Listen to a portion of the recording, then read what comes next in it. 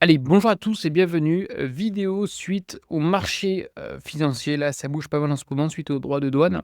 J'ai reçu quand même pas mal de messages. C'est pourquoi aujourd'hui, je vais vous faire une petite vidéo, sur mon portefeuille, évidemment qui corrige, hein, je nul doute. Je vais également vous présenter, enfin, ma stratégie, qu'est-ce que je vais réaliser, encore une fois, pendant ces quelques mois qui sont un peu délicats. Et à la fin des petits conseils, c'est, comment aujourd'hui je vois les choses, durant, une correction, qu'est-ce qu'on doit faire concrètement? Alors, premier point, mon portefeuille. Mon portefeuille a fortement corrigé, je voulais faire côté. Ça fait partie du jeu, hein, comme je vous l'ai déjà mentionné, à travers plusieurs vidéos. Lorsqu'on investit en bourse, la question à se poser, c'est quand c'est qu'on va se prendre un crack? Voilà, ou une grosse correction. Ça arrive, ça fait partie du jeu. Il y a une certaine volatilité du marché. Alors, j'ai un market value qui vaut à peu près 2 700 j'ai une perte quasiment de 600 €, une plus-value, enfin une moins-value pardon, latente, encore une fois latente. Évitez de vendre dans ces périodes, je viens de vous dire de forte correction parce que vous allez vraiment aujourd'hui, accepter cette perte. Là, c'est une moins-value latente. Alors, je peux continuer de perdre, très bien, mais il y a de fortes chances, hein, d'ici quelques années, que ça passe en plus-value, OK? Je sais que c'est compliqué de voir un portefeuille, dans le rouge, je le conçois tout à fait, notamment pour ceux qui n'ont pas l'habitude d'investir, je le conçois, enfin ça fait partie du jeu, hein. Pour les autres qui ont un peu plus l'habitude, hein, de se prendre des corrections, bon, c'est signe d'opportunité, voilà.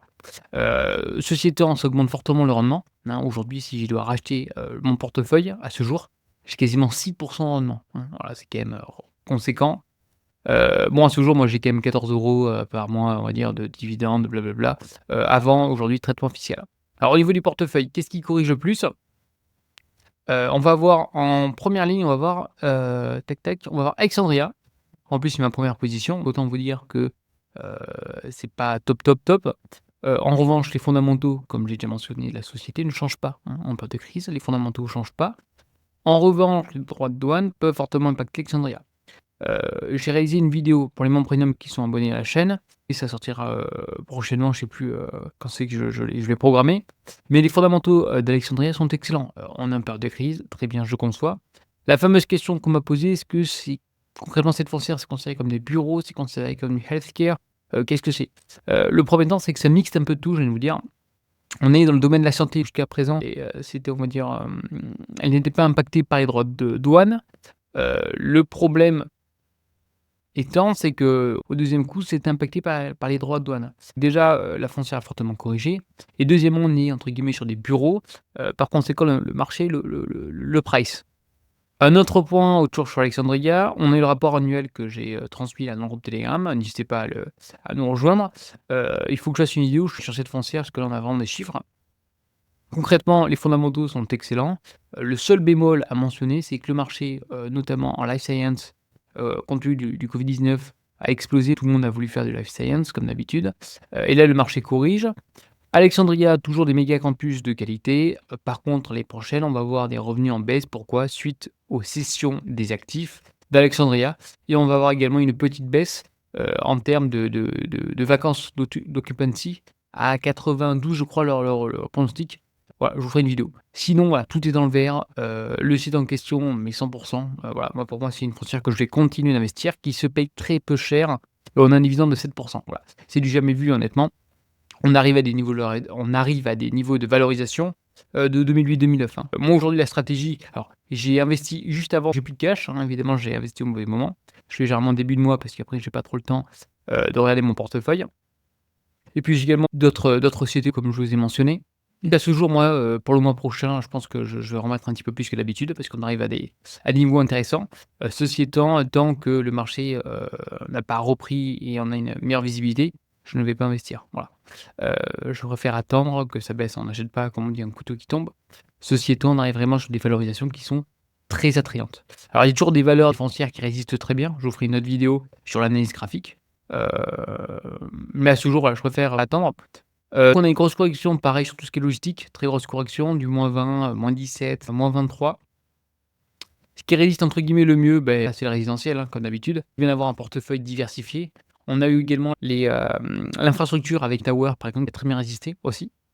C'est pourquoi dans ce genre de situation, c'est bien d'avoir des risques de rendement. Pourquoi? Parce qu'aujourd'hui, si le marché est flat pendant 6 mois, par exemple, ou 1 an, on prend quand même quasiment nos 5 aujourd'hui, par exemple, on a du Nasdaq, bon, par exemple, un ETF, qui n'a pas de dividende, bon, on est flat pendant 1 an, quoi. C'est bien également d'avoir, quelques actions au sein de son portefeuille, qui dégagent un peu lorsque le marché est assez compliqué. Vous inquiétez pas pour l'ensemble foncière, en aucun cas, je vais vendre, en aucun cas, enfin, je vais racheter, la plupart des foncières que j'ai au sein de mon portefeuille, genre et on a toujours des foncières malgré la baisse qui était importante, qui sont toujours très chères, hein, on en parlera, plus tard. Là, prochainement, bah, voilà, on a du Rexford, je vais être payé, on va avoir du Alexandria pareil, on va être payé prochainement. Realty Income, voilà. L'argent, touche toujours. C'est un des avantages, c'est qu'on a aujourd'hui une baisse du marché, mais en tout cas, le rendement et les dividendes ne sont pas impactés à ce jour. Pour le mois d'avril, on va toucher 24 € et le mois de mai, 33. Je viens de vous dire, c'est quand même pas mal et au niveau de la valorisation, moi, ce que j'aimerais regarder, voilà, valorisation, voilà, AMH, ça se paye toujours très cher. Je garde aussi. Par contre, voilà, RE, on est à 8 fois.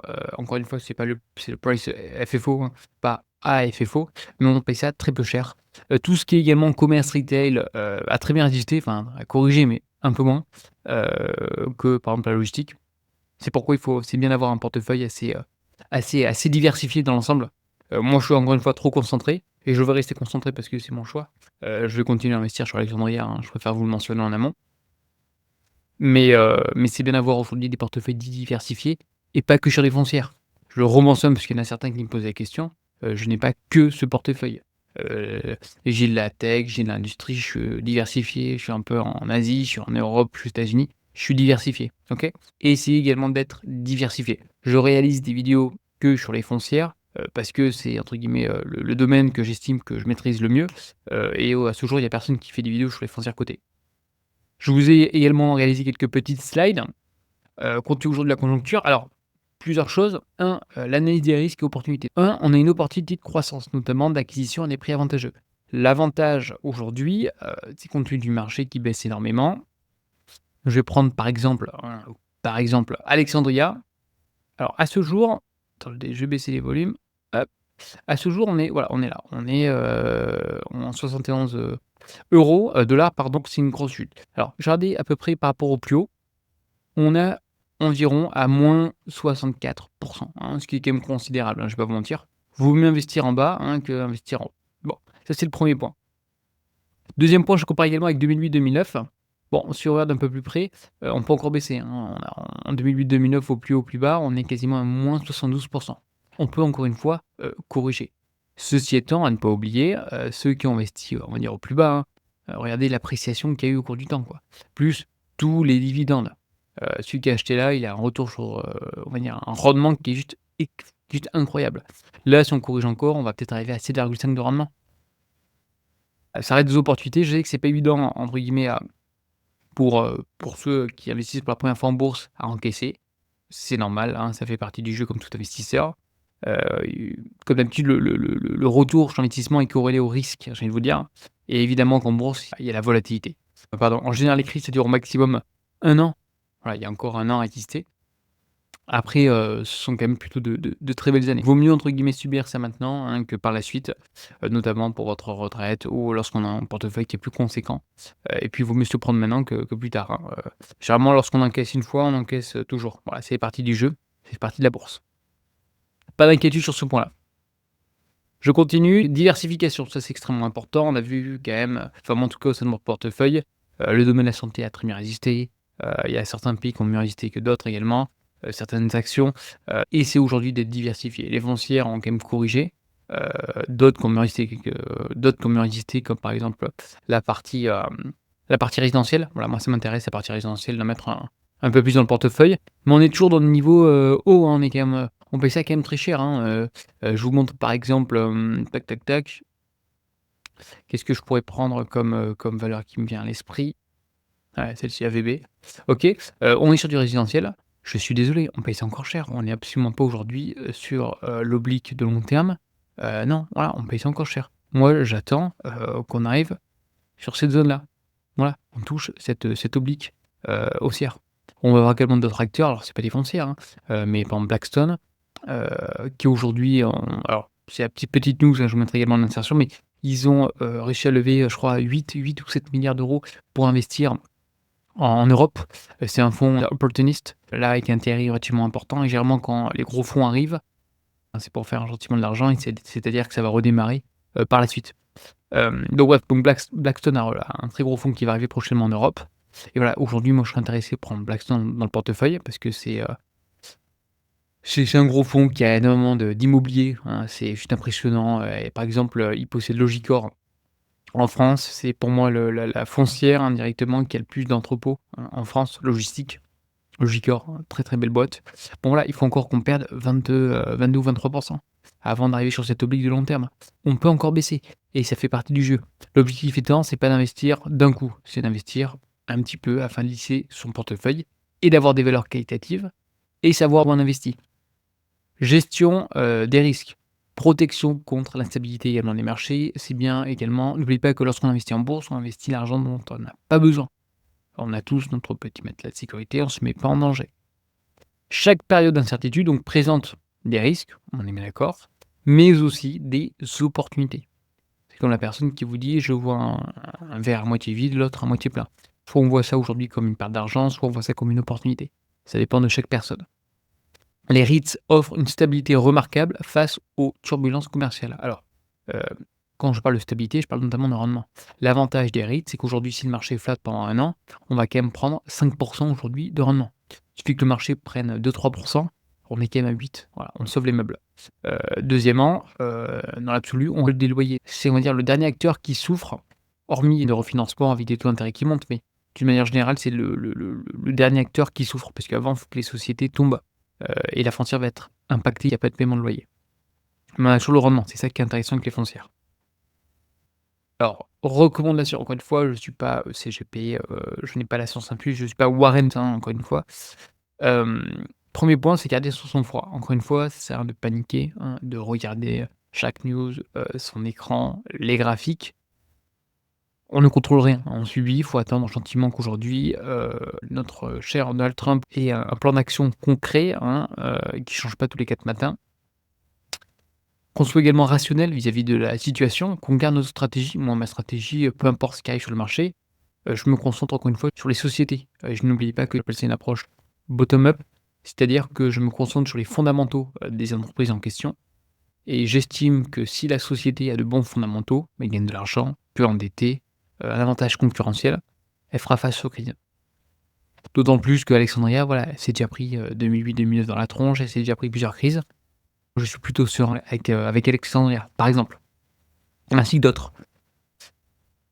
Après, consulter des experts, ça j'aime bien également cette petite phrase, n'oublie pas que nous aujourd'hui on a un petit canal, Telegram gratuit et on est là pour s'aider, hein, dans les moments compliqués. Je suis là pour mettre un petit message pour essayer de remonter le moral de tout le monde, et puis, si aujourd'hui vous voyez une opportunité, beh, qu'on puisse également, s'aider mutuellement. C'est gratuit, le groupe Telegram c'est pour vous, hein. Moi honnêtement, enfin je reçois également quelques petites infos, je reçois des messages, ça fait toujours plaisir, des remerciements, c'est top. Mais avant tout, voilà, c'est pour aider, les personnes qui investissent dans les foncières afin d'éviter que vous soyez seuls et que vous faites gentiment quelques petites bêtises, comme par exemple en vendant vos positions, en pleine baisse. Voilà. Dernier point, saisir les opportunités, ça c'est la dernière strate, on verra lorsque le marché repartira, on verra également via des analyses graphiques, mais il faut considérer que les baisses sont des occasions notamment, remarquables, exceptionnelles, d'acquisition stratégique. Quand je reviens sur Alexandria, ou une autre, hein, par exemple, qui a un petit passé conséquent, ouais. On regarde aujourd'hui les fortes baisses, ce sont des zones d'achat. Bon, le résidentiel est encore un peu cher, hein, celle-ci, comme vous pouvez voir, heu, mais dès qu'on va casser cette oblique de long terme, ça reste des points d'achat. 2008-2009, point d'achat, point d'achat, point d'achat, point d'achat, point d'achat et on va tout simplement construire notre ligne au cours du temps. Mais évidemment qu'on a la volatilité. Lorsqu'on arrive au plus haut, on a un portefeuille qui fait, je sais pas, par exemple du +40 et on se prend une grosse correction et on n'a plus que, par exemple, du -8, le delta est énorme. Il faut savoir encaisser. Mais c'est un taux de privatisation pour un meilleur gain futur. SPG, c'est pareil. Regardez SPG sur du long terme, c'est croissant. Mais attendez, grosse correction de 2008-2009. Là, évidemment, qu'on a eu des taux relativement faibles, c'est fortement apprécié. Covid-19, là, la baisse, comment elle est considérable, il fait partie du jeu. Et à ce jour, bon, on peut encore fortement baisser. Comme je l'ai mentionné, il faut acheter au bas du canal. On peut encore baisser sur cette foncière de 30. Moi, à ce jour, je n'achète pas du SPG à ce prix-là. J'attends que ça baisse au moins de 30 pour en acheter. Ça fait partie du jeu, hein, il faut avoir, confiance en l'entreprise dans lesquelles on met notre argent, ne pas suivre bêtement un petit youtubeur qui vous balance des vidéos. Il faut comprendre et analyser. Alors les mécanismes de protection des investissements. Premier point, c'est la diversification géographique. Évidemment que suite aux sanctions, bon, c'est pas le même taux, mais c'est bien de vous diversifier géographiquement. Moi, c'est l'objectif également de la chaîne. J'ai également, pas mal d'idées, pour investir chez les foncières dans d'autres pays. Ceci étant, elles restent encore un peu chères. N'oubliez pas que j'investis aujourd'hui dans des foncières, de, qualité. Variété également sectorielle, combinaison de REITs, comme je mentionnais, on investit dans du résidentiel qui est à ce jour un peu cher et qui a corrigé, mais pas suffisamment. Également, commerciaux, industriels, plusieurs classes d'actifs. Instruments de couverture. Alors, je vous ai parlé la dernière fois, notamment de Welltower que je voulais shorter. J'aurais peut-être dû au final. En général, moi, alors, je sais qu'il n'y en a pas beaucoup qui le font, hein, mais en général, moi, j'aime bien avoir une ou 2 petites positions où je short. Pourquoi? Parce que lorsqu'il y a une correction de marché, et ben, ça me permet de couvrir mes positions qui sont longues, en fait.